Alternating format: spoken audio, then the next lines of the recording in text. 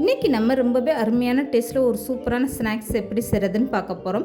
இந்த ஸ்நாக்ஸ் செய்கிறதுக்கு கோதுமை மாவு மைதா மாவு இருந்தால் போதுங்க, ரொம்பவே ஈஸியாக செஞ்சு முடிச்சிடலாம். வெளியில் வந்து நல்ல கிறிஸ்பியாகவும் இனிப்பாகவும் ரொம்பவே சூப்பராக இருக்கும். இந்த ஸ்நாக்ஸ் நீங்கள் அதிக அளவில் செஞ்சு வச்சிங்கன்னா 2 வாரத்துக்கு உங்களுக்கு ஸ்நாக்ஸ் பிரச்சனையே இருக்காதுங்க. அந்த அளவுக்கு நல்ல கிறிஸ்பியாக இருக்கும். ஹலோ ஃப்ரெண்ட்ஸ், வெல்கம் டு சமே டிலைட்.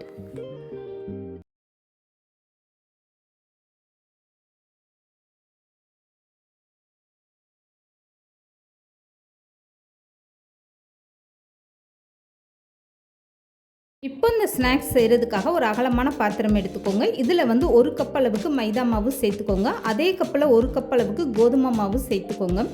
இப்போ 4 ஸ்பூன் அளவுக்கு பொடியான ரவை சேர்த்துக்கோங்க. 1 கப்புக்கு 2 ஸ்பூன் கணக்கில் நீங்கள் 4 ஸ்பூன் அளவுக்கு ரவை சேர்த்துக்கோங்க. இப்போ வந்து கொஞ்சமாக உப்பு சேர்த்துக்கோங்க. 1/4 ஸ்பூனுக்கும் குறைவான ஆப்ப சோடா சேர்த்துக்கோங்க. இப்போ இது கூடவே 2 ஸ்பூன் அளவுக்கு நெய் சேர்த்துக்கோங்க. நான் வந்து 1 கப்பு கோதுமை மாவும் 1 கப்பு மைதா மாவும் சேர்த்துருக்கேன். இதை வந்து நீங்கள் முழுவதும் கோதுமை மாவை பயன்படுத்தி கூட செய்யலாம். இப்போ நெய் சேர்த்துட்டு இந்த மாவை ஃபஸ்ட்டு இந்த மாதிரி நல்லா கலந்து கொடுத்துருங்க. மைதா மாவு ஆப்ப சோடா எல்லாமே சேர்ந்து நல்லா மிக்ஸ் ஆகி வரணும். நெய் சேர்த்ததுமே இந்த மாதிரி நல்லா மாவை கலந்து கொடுத்துட்டு அதுக்கப்புறமா கொஞ்சம் கொஞ்சமாக தண்ணி சேர்த்து நீங்கள் மாவை பிசைஞ்சு எடுத்துக்கோங்க. சப்பாத்தி மாவு எந்த அளவுக்கு நல்லா சாஃப்டாக இருக்குமோ அந்த மாதிரி நீங்கள் பிசைஞ்சு எடுத்துக்கோங்க. எடுத்ததுமே அதிகமான தண்ணி சேர்க்க வேண்டாம். இந்த மாவு பிசைஞ்சு எடுக்க மொத்தத்துக்கே உங்களுக்கு 3/4 கிளாஸ் அளவுக்கு தண்ணி தேவைப்படும். கொஞ்சம் கொஞ்சமாக தண்ணி சேர்த்து இந்த மாதிரி பிசைஞ்சு எடுத்துக்கோங்க. இப்போ இந்த மாவு பாருங்கள் எந்த அளவுக்கு நல்லா சாஃப்டாக இருக்குன்னு. இந்த மாதிரி ஒரு பக்குவத்தில் நீங்கள் பிசைஞ்சு எடுத்துக்கோங்க. மாவை தொட்டு பார்த்தீங்கன்னா இந்த அளவுக்கு நல்லா சாஃப்டாக இருக்கணும். இப்போ வந்து அப்படியே மூடி போட்டு இந்த மாவு ஒரு 10 நிமிஷம் நல்லா ஊற வச்சுருங்க. நம்ம சேர்த்துருந்த ரவையெல்லாம் சேர்ந்து நல்லா ஊறி வரணும். இப்போ இந்த மாவு 10 நிமிஷம் நல்லா ஊறட்டும். இதுக்கப்புறமா இந்த ஸ்நாக்ஸ் எப்படி செய்கிறதுன்னு பார்க்கலாம். இப்போ வந்து மாவு 10 நிமிஷம் நல்லாவே ஊறிடுச்சு. இதுக்கப்புறமா இந்த மாவு ஒரு டைம் பிசைஞ்சு விட்டுக்கோங்க.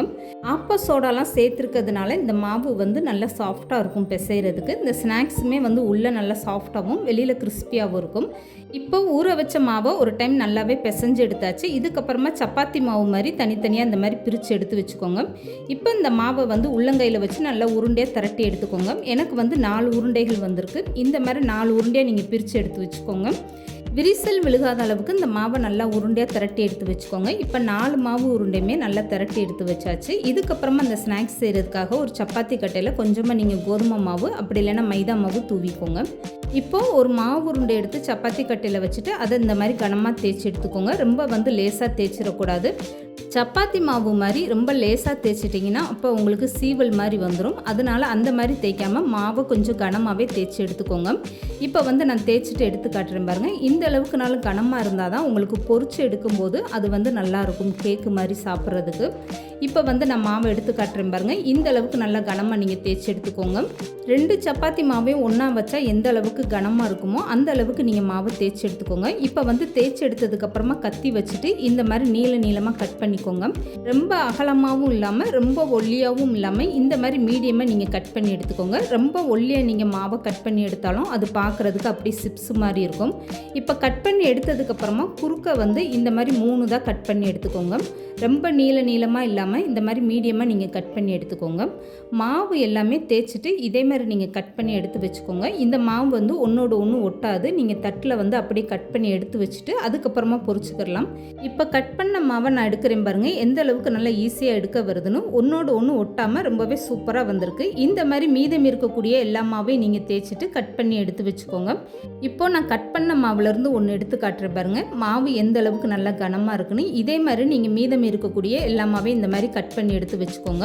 இப்போ வந்து இந்த ஸ்நாக்ஸ் பொரிச்சு எடுக்கிறதுக்காக எண்ணெய் வந்து நல்லா சூடாயிருச்சு. சூடான எண்ணெயில் இந்த மாதிரி ஒவ்வொன்றா எடுத்துகிட்டு நீங்கள் சேர்த்துக்கோங்க. மொத்தமாக அப்படியே சேர்த்துடக்கூடாது. எண்ணெய் வந்து ரொம்ப சூடும் இல்லாமல் இந்த மாதிரி மீடியமாக நல்லா சூடு பண்ணி எடுத்துக்கோங்க. இப்போ இந்த மாவு எல்லாமே எண்ணெயில் சேர்த்ததுக்கப்புறம் எந்த அளவுக்கு நல்லா பொரிஞ்சு வருது பாருங்கள். இதுக்கப்புறமா ஸ்டவ்வை மீடியமாக வச்சுட்டு உடனே கரண்டி போடாமல் ஒரு 2 நிமிஷம் அப்படியே நல்லா மாவு பொரிஞ்சு வரட்டும். அதுக்கப்புறமா கரண்டி போட்டு இந்த மாதிரி கலந்து கொடுங்க. இப்போ ஸ்டவ்வை மீடியமாக வச்சுட்டு இந்த ஸ்நாக்ஸை பொரிச்சு எடுத்துக்கோங்க. 2 பக்கம் நல்லா செவந்து வரணும். இந்த மாதிரி நல்லா செவந்து வந்ததுமே நீங்கள் எண்ணெயை வடிச்சிட்டு வெளியில் எடுத்து வச்சுருங்க. இந்த ஸ்நாக்ஸ் பொரிச்சு எடுக்கிற வரைக்குமே நீங்கள் ஸ்டவ்வை மீடியமாக வச்சுட்டு பொரிச்சு எடுத்துக்கோங்க. அப்போ தான் உள்ளே இருக்கக்கூடிய மாவுமே உங்களுக்கு நல்லா வெந்துட்டு வெளியிலையும் நல்லா கிறிஸ்பியாக இருக்கும். இப்போ வந்து இந்த ஸ்நாக்ஸ் 2 பக்கமே நல்லா செவந்து வந்துருச்சு. எண்ணெயில் இருக்கக்கூடிய சலசலப்பெல்லாம் அடங்கிருச்சு. இதுக்கப்புறமா இந்த ஸ்நாக்ஸை நீங்கள் அப்படியே வெளியில் எடுத்து வச்சுருங்க. மீதம் இருக்கக்கூடிய எல்லா மாவையும் இதே மாதிரி நீங்கள் ஸ்நாக்ஸை பொரிச்சு எடுத்து வச்சுக்கோங்க. இப்போ இந்த ஸ்நாக்ஸை நான் ஒன்று கையில் எடுத்து உடச்சி காட்டுறேன் பாருங்கள், எந்த அளவுக்கு நல்லா கிறிஸ்பியாக வெந்து வந்திருக்குன்னு. இந்த மாதிரி நீங்கள் எல்லாமே பொரிச்சு எடுத்து வச்சுக்கோங்க. இப்போ பொரிச்சு எடுத்த ஸ்நாக்ஸை அப்படியே ஒரு ஓரமாக வச்சுருங்க. இதுக்கப்புறமா வேறு ஒரு அகலமான பாத்திரம் எடுத்துக்கோங்க. இதில் வந்து 1 கப் அளவுக்கு உடைச்ச வெல்லம் சேர்த்துக்கோங்க.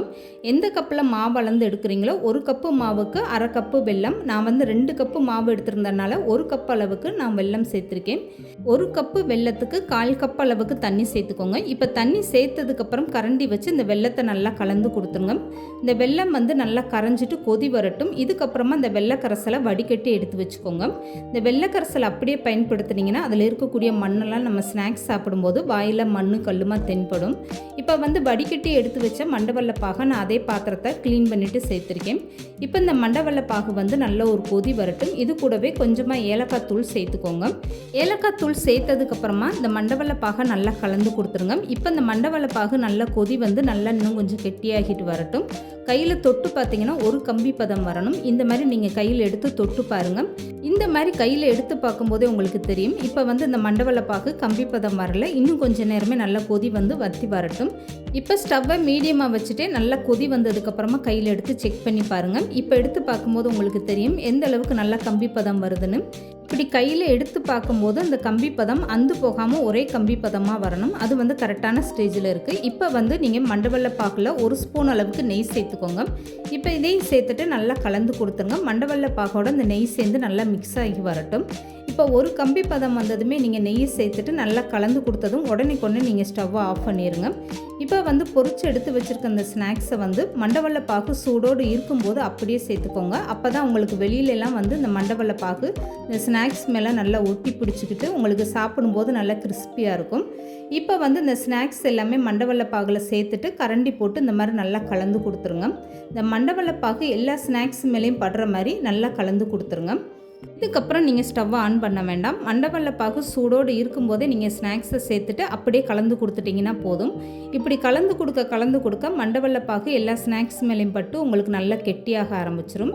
இப்போ வந்து ஒரு டைம் எடுத்துகிட்டு இந்த பாத்திரத்தை இந்த மாதிரி நல்லா குலுக்கி விட்டுருங்க. இப்படி குலுக்கி விட்டிங்கன்னா அடியில் இருக்கக்கூடிய மண்டவெள்ளப்பாகு எல்லாமே மேலே இருக்கக்கூடிய இந்த ஸ்நாக்ஸில் நல்லா ஒட்டி பிடிச்சிக்கிறோம். இந்த ஸ்நாக்ஸை அப்படியே ஒரு 5 நிமிஷம் நல்லா ஆற வச்சுட்டு அதுக்கப்புறமா ஒரு ஈரம் இல்லாத டப்பாவில் போட்டு வச்சுக்கிட்டிங்கன்னா போதுங்க. 1 வாரத்துலேருந்து 10 நாள் ஆனாலும் கெட்டு போகாது. இப்போ நான் உடச்சி காட்டுறேன் பாருங்கள் எந்த அளவுக்கு நல்லா கிறிஸ்பியாக ரொம்பவே சூப்பராக இருக்குன்னு. இது வந்து வெளியில் நல்லா கிறிஸ்பியாகவும் இனிப்பாகவும் ரொம்பவே அருமையான டேஸ்ட்டாக இருக்கும்.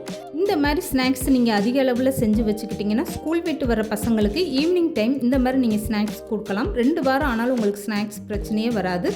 இந்த வீடியோ பிடிச்சிருந்தால் லைக் பண்ணுங்கள், ஷேர் பண்ணுங்கள். மறக்காமல் சமையல் டிலீட் சேனல் சப்ஸ்கிரைப் பண்ணுங்கள்.